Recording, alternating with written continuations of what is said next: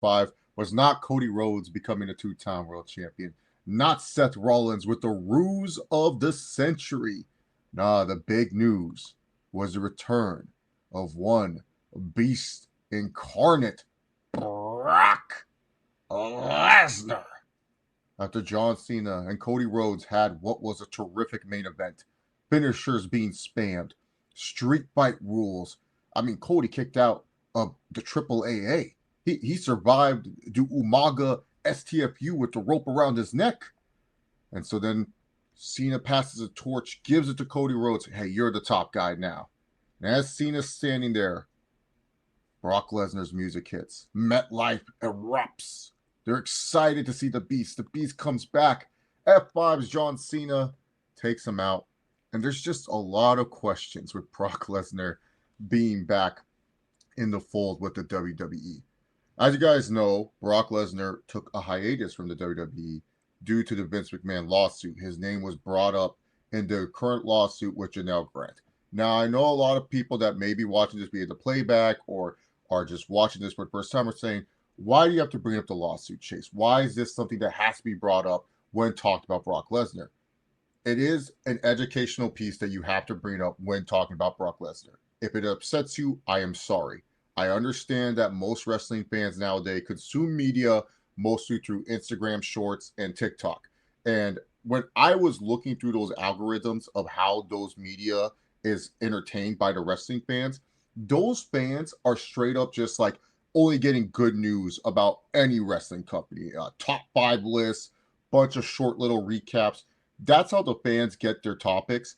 And they don't really get to hear about this. But when you're doing a long form content like this, a podcast that could go for almost an hour long, you have to talk about this. So if it upsets you, I am sorry. I'm not trying to upset you this morning.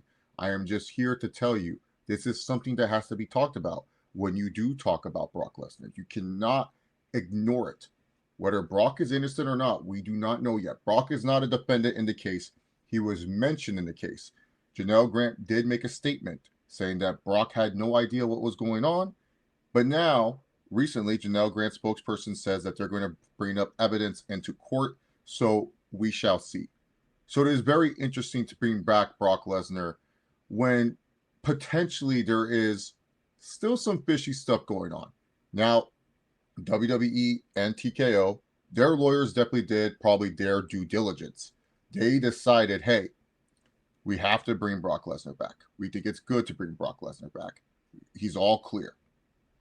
If you want to bring him back, you can bring him back. So WWE has done their due diligence. Do I agree with that due diligence? Not really. Do I feel like they checked all the T's and dotted all the I's? No, I don't think they did. But Brock Lesnar is now back in the WWE. And that's just the world that we have to live in. And as you can tell, most people were just super excited to see Lesnar back. The pop that he got from MetLife, they're excited to see what he's going to do. They're excited of all the potential opponents that he could be facing in the WWE. For me, I'm just fatigued of Brock Lesnar. I do not care that Brock Lesnar is back in the WWE. I do not care that Brock Lesnar is going to take people to Suplex City. I am absolutely tired of watching Brock Lesnar. I don't feel Brock Lesnar provides anything to this current landscape of the WWE. It's not a whole, Brock, it's them not wanting to create new stars. No. WWE has created new stars in this era, stars in the wrestling bubble, not outside the wrestling bubble.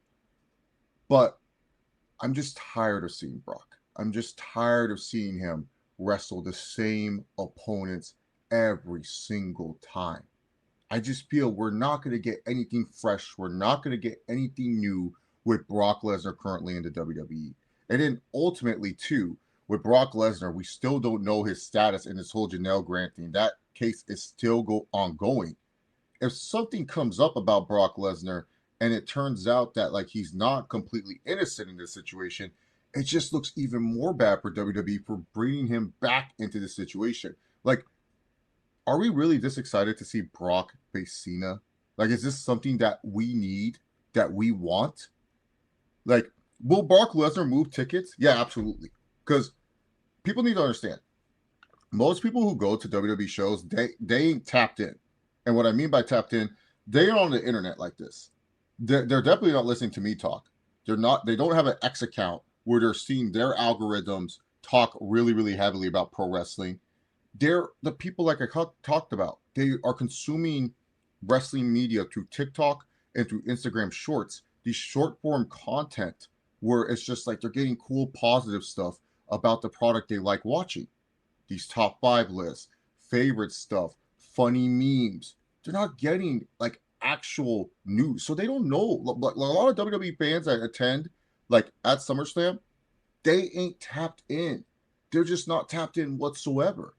So they're not really thinking about like how this hurts WWE's image going forward, because to them it doesn't matter. WWE will always have a squeaky clean image because they just look at those three letters, WWE, the brand.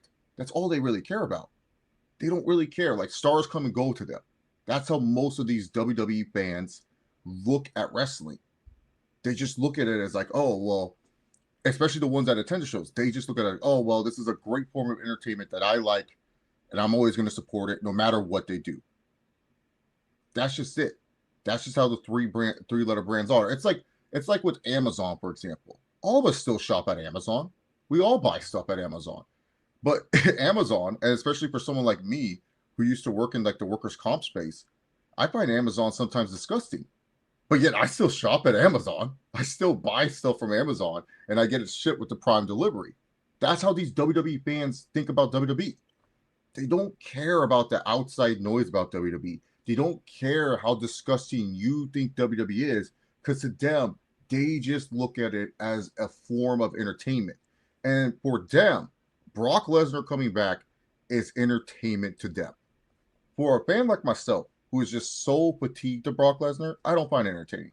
I don't really need Brock Lesnar back in the WWE. I've been enjoying WWE with or without Brock Lesnar. But WWE feels that this is the push they need. WWE feels that this is what will help the Australia show, what will help Clash in Paris appease there. Brock is just there to move tickets. WWE wants to move tickets. They want to get their bottom line. That's all WWE cares about at the end of the day, folks. WWE cares about their bottom line. And one guy who helps the bottom line a lot is a guy like Brock Lesnar. Because as much as I'm fatigued with him, as much as fans are upset that he's back because of the current lawsuit that's going on, the fans that will pay the money to go to WWE, they ain't tapped in. They don't care about that stuff. They just care that they're able to see the beast incarnate, Brock Lesnar, wrestle. J Mac says Brock versus Oba would be crazy. Yeah, too bad, J Mac. That won't happen. I don't see Brock Lesnar working with Oba Femi. Now that the dust is settled, yeah, you're right, Chase. What does Brock bring to current product? They just felt like they brought him back for the moment. Like, I'm not gonna go out there and say, like, for me as a fan, as a hardcore wrestling fan that watches, and is tapped in on the internet, Brock does bring value to WWE. He does.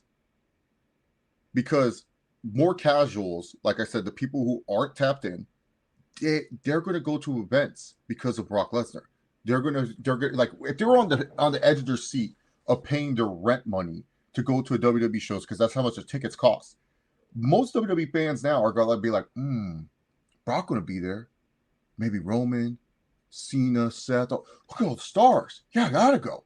Because they're not tapped in. They're not thinking about oh, I can't support Brock Lesnar because of all this. No, they're just looking at it as like, oh, Brock is a deciding factor to me going to show. Like think of people, and I use WrestleMania this past year as an example. Night 2, I remember there was so much Cena merch, and I remember interacting with a lot of wrestling fans. A lot of those people that were there for WrestleMania weekend weren't really there because they liked the current product. They don't really follow the current product as much. They went because it was John Cena's last WrestleMania, and they didn't want to miss that moment. They didn't want to miss John Cena's last WrestleMania. So they were there for that alone. So if you're an average consumer, which is WWE's target base, that's what WWE targets is the average consumer. They're not looking to get, like the super duper hardcore fans into it because they know it's just like, hey, it's always a losing battle. They know the average consumer, though, they see the Jey Uso yeeting on television, and the fans are like, I want to go there live. They hear the fans that are watching at home, the average consumer sees people screaming voices and cult of personality, singing along to those songs. They want to be there for that moment. They want an escape of their own reality. So they will pay the money to go to a WWE show because that will give them the 2 to 3 hours of escape that they're looking for in their lives. So if you're someone that's on the fence and you're saying to yourself, do I go to this WWE show? Who do they have? And then you see Brock Lesnar on the marquee, they're going to probably pay the ticket. The average consumer. I'm not talking about the hardcore wrestling fan. Once again, the average consumer will pay the ticket for Brock Lesnar still. For me as a hardcore fan, I don't know what value he brings because he's just going to be wrestling the same dudes all over again. And like I said, the backlash of bringing Brock now, especially when he's not 100% cleared. He's cleared right now. Brock is cleared right now. But he's not 100% cleared from this whole Janelle Grant thing. He just isn't. The backlash that you could consume from this could be even worse. And that's what I've been trying to say about this. It's just that like they're not thinking of it like 2 to 3 years in advance. They're looking at it of the here and now. What will help us sell tickets now? What will help us move merch now? Brock Lesnar is going to move that merchandise. Brock Lesnar is going to move those tickets. Do I agree with that? No. I don't agree with it at all. But that's just how the business is. Because once again, WWE's main target audience is the average fucking consumer.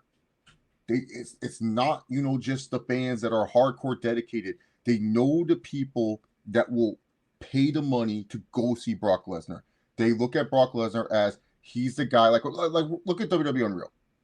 When they talked about, we got to bring back The Rock. The Toronto market was hard, yada, yada, yada. So they brought back The Rock for Elimination Chamber to help move tickets. That's how they view Brock Lesnar. That if they're going into a tough market, which Australia is a tough market, it is a very, very tough market, especially for pro wrestling. UFC has struggled in that market. They're looking at it as Brock will help us get over the hump.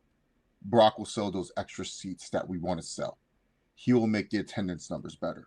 So Brock does provide value in the business because there are fans, the average consumer, not tapped in. They're just scrolling through their TikTok, Instagram shorts, Snapchat, however they get their short form content, they're just scrolling through that and they're getting it. And the fans are like, oh yeah, I'll go. Brock's back.